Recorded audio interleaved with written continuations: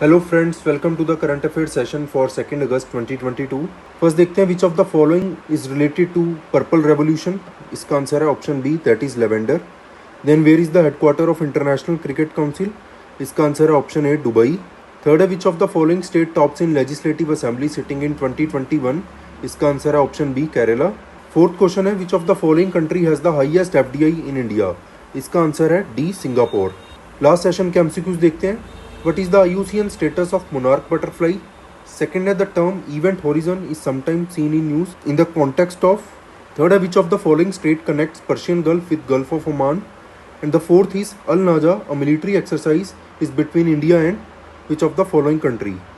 तो इनके आंसर्स आप हमें कमेंट सेक्शन में कमेंट करके बता सकते हो। करंट अफेयर्स देखते हैं। रियल जीडीपी ग्रोथ जो है इंडिया की 2021-2022 की, ये 8.7% है, जो कि 1.5% हाइयर है रियल जीडीपी ऑफ 2019-2020 की।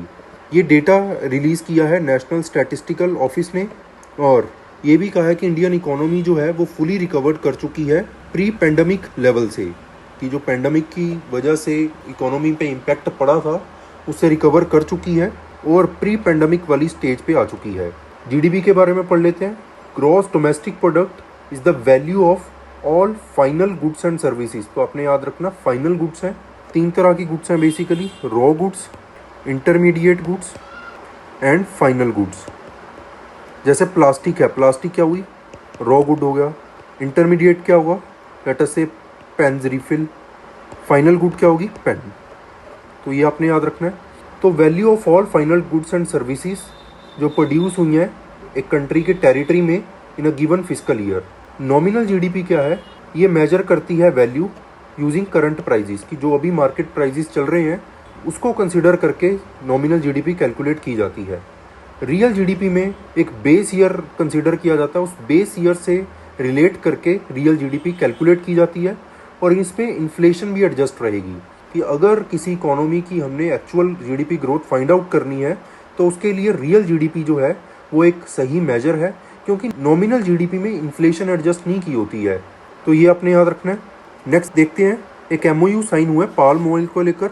Indian vegetable oil producer association and Malaysian palm oil council जो है, इन्होंने एमओयू साइन किया है to further cooperation between two organization to promote the use of palm oil. Palm oil के use को promote करने के लिए ये एमओयू से लोगों को एजुकेट किया जाएगा, इंडियन कंज्यूमर्स को एजुकेट किया जाएगा पाम ऑयल के न्यूट्रिशनल एंड हेल्थ बेनिफिट्स के लिए, और ओवरऑल अंडरस्टैंडिंग जो है पाम ऑयल को लेकर उसको इम्प्रूव करने के लिए, और इसके स्ट्रेंथ एंड बेनिफिट्स जो हैं लोगों को बताए जाएंगे।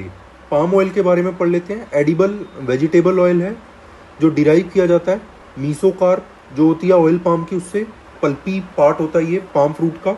Then it is resistant to oxidation, इसकी ऑक्सीडेशन नहीं होती है, और इस वजह से ये प्रोडक्ट्स को लॉन्गर शेल्फ लाइफ देता है, स्टेबल रहता है हाई टेम्परेचर्स में। और ऑयल जो है ये मैन्युफैक्चरिंग, फूड मैन्युफैक्चरिंग इंडस्ट्री में यूज़ होता है, कॉस्मेटिक इंडस्ट्री में यूज़ होता है, और एज अ बायोफ्यूल भी हम इसको यूज़ कर सकते हैं। इंडोनेशिया जो है लार्जेस्ट प्रोड्यूसर है पाम ऑयल का। इंडिया जो है लार्जेस्ट इंपोर्टर है एंड लार्जेस्ट कंज्यूमर भी है पाम ऑयल का। इंडिया में पाम जो है ये कल्टीवेट किया जाता है 13 स्टेट्स में, और पोटेंशियल स्टेट्स हैं आंध्र प्रदेश, गुजरात, कर्नाटक, तमिलनाडु एंड बिहार। और ये नेटिव है अफ्रीका का, याद रखना पाम जो है ये अफ्रीका का नेटिव है। नेक्स्ट देखते हैं, अफ्रीकन स्वाइन फीवर जो है रिपोर्ट किया गया है कन्नूर में। इससे पहले 500 पिग्स जो थे केरला के वायनाड डिस्ट्रिक्ट में मारे गए थे ताकि अफ्रीकन स्वाइन फीवर को रोका जा सके, और ये डिजीज़ जो है ये रिपोर्ट की गई है कन्नूर एरिया से। स्वाइन फ्लू के बारे में पढ़ लेते हैं। हाईली कॉन्टेजियस डिसीज़ है, बहुत जल्दी ये फैलती है और फैटल है, डेथ होने के चांसेस बहुत ज़्यादा हैं इससे एनिमल के। और हेमरेजिक फीवर जो है, acute form of haemorrhagic fever इसमें देखने को मिलता है डोमेस्टिक एंड वाइल्ड पिग्स दोनों में। सिम्टम्स क्या हैं, high fever, depression, loss of appetite, anorexia, haemorrhages in the skin, vomiting, diarrhoea, ये सारे इसके सिम्टम्स हैं।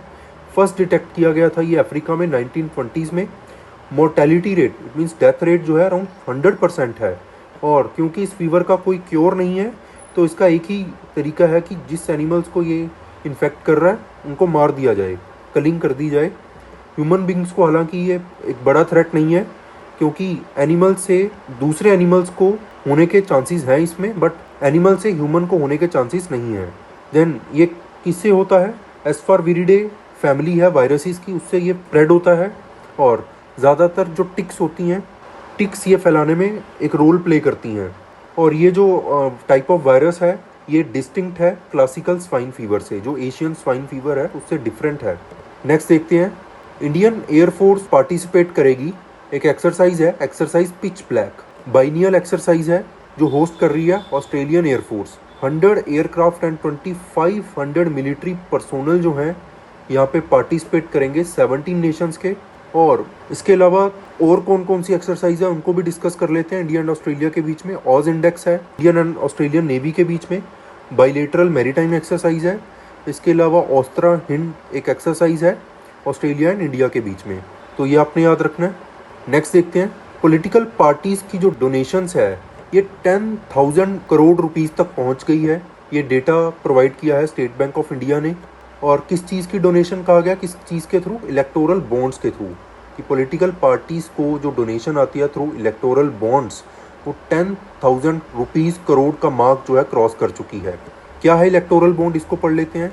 एक फाइनेंशियल टूल है जिससे पॉलिटिकल पार्टीज को डोनेशन कर सकते हो, मतलब लोग जो है डोनेशन कर सकते हैं।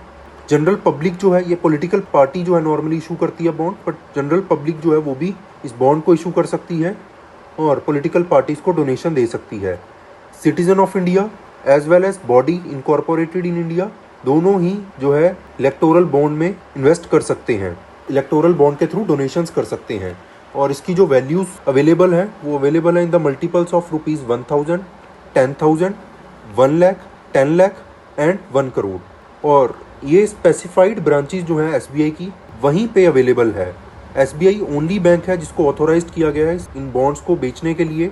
इलेक्टोरल बॉन्ड्स की जो वैल्यू है वो 15 डेज के लिए है सिर्फ, और इसको डोनेट कर सकते हो उन पॉलिटिकल पार्टीज को जो रजिस्टर्ड हैं under section 29A of representation of peoples act 1951। एक कंडीशन भी यहाँ पे रखी गई है कि पॉलिटिकल पार्टी को एटलीस्ट 1% वोट शेयर जो है उस पार्टी का होना चाहिए in the last general elections to the Lok Sabha और स्टेट लेजिस्लेटिव असेंबली। बॉन्ड जो है ये 10 डेज के लिए अवेलेबल होगा in the months of January, April, July and October, तो ये आपने याद रखना है। नेक्स्ट है छबार डे कॉन्फ्रेंस। ये कॉन्फ्रेंस कहाँ कंडक्ट की गई है? मुंबई में। और यूनियन शिपिंग मिनिस्टर है हमारे सर्बानंदा सोनोवाल, इन्होंने इनॉग्रेट की है। इसके अलावा डिग्नेटरीज जो हैं Iran, Kazakhstan, Kyrgyzstan, Tajikistan, Turkmenistan, Uzbekistan and Afghanistan, इन्होंने भी पार्टिसिपेट किया है। 2016 में इंडिया एंड ईरान ने एक एग्रीमेंट साइन किया था, बाइलेटरल एग्रीमेंट, जिसके अंडर इंडिया जो है रीफर्बिश करेगा शहीद बेश्ती पोर्ट्स के कुछ बर्थ्स और 600 मीटर जो है कंटेनर फैसिलिटी जो है यहाँ पे रिकंस्ट्रक्ट करेगा। 2017 अक्टूबर में इंडिया ने फर्स्ट शिपमेंट जो थी वीट की अफगानिस्तान को भेजी थी थ्रू छबार पोर्ट। छबार पोर्ट के बारे में पढ़ लेते हैं। छबार पोर्ट जो है गल्फ ऑफ ओमान में लोकेटेड, आप देख सकते हो। ये एरिया जो है ये है गल्फ ऑफ ओमान, ईरान में ये पोर्ट पड़ता है और पाकिस्तान के ग्वादर पोर्ट से अराउंड 72 किलोमीटर अवे है, जो कि ग्वादर पोर्ट जो था वो चाइना ने डेवलप किया था और छबार पोर्ट जो है उसको इंडिया डेवलप करने में असिस्टेंस दे रहा है। छबार पोर्ट जो है ओनली ओशियानिक पोर्ट है ईरान का, और 2 सेपरेट पोर्ट्स इसमें हैं, एक है शहीद बेश्ती पोर्ट एंड शहीद कलंतारी पोर्ट। तो दोनों पोर्ट के नाम आपने याद रखने हैं। देन इससे क्या हुआ कि इंडिया को पाकिस्तान के ऊपर डिपेंडेंट नहीं रहना पड़ेगा। पाकिस्तान को बाईपास करके इंडिया जो है थ्रू दिस छबार पोर्ट अफगानिस्तान और अदर सेंट्रल एशियन कंट्रीज में गुड्स को ट्रांसपोर्ट कर सकता है। तो आपने ये याद रखना है। और ग्वादर पोर्ट का भी याद रखना है। ग्वादर पोर्ट कहाँ पे है? पाकिस्तान में। नेक्स्ट देखते हैं, इसरो जो है अंडरटेक करेगा maiden flight of small satellite launch vehicle on August 7। ये जो स्मॉल सैटेलाइट लॉन्च व्हीकल है ये कैरी करेगा India earth observation satellite that is EOS-2, जो कि यूज़ की जाएगी मैपिंग में, इसके अलावा वेरियस GIS एप्लीकेशन में। ये कैरी करेगी एक mid wavelength infrared camera and long wavelength infrared camera. इसका रेजोल्यूशन होगा अराउंड 6 मीटर्स और सैटेलाइट का जो वेट है अराउंड 142 kg है और 10 मंथ जो है इसका मिशन का लाइफ रहेगा।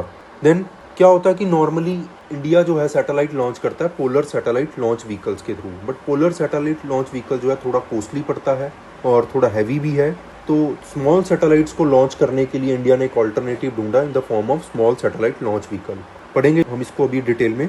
स्मॉल सैटेलाइट लॉन्च व्हीकल जो है ये कैरी करेगा आज़ादी सैट, एक सैटेलाइट है जिसको डेवलप किया है 750 रूरल स्टूडेंट्स ने एक स्टार्टअप के थ्रू। स्पेस किड्स स्टार्टअप का नाम है। SSLV के बारे में पढ़ लेते हैं। 500 kg, it means up to 500 kg और इक्वल टू 500 kg तक का वेट जो है ये कैरी कर सकती है स्मॉल सैटेलाइट लॉन्च व्हीकल। और 500 किलोमीटर लो अर्थ ऑर्बिट में ये सैटेलाइट्स को लॉन्च कर सकती है। Then contrary to PSLV 70 day, इसको इंटीग्रेट करने में 70 डे लग जाते हैं। SSLV को सिर्फ 72 आवर्स लगेंगे। देन SSLV जो है उसको 6 पीपल मिलकर इंटीग्रेट कर सकते हैं और PSLV में हंड्रेड्स ऑफ पीपल की रिक्वायरमेंट होती है।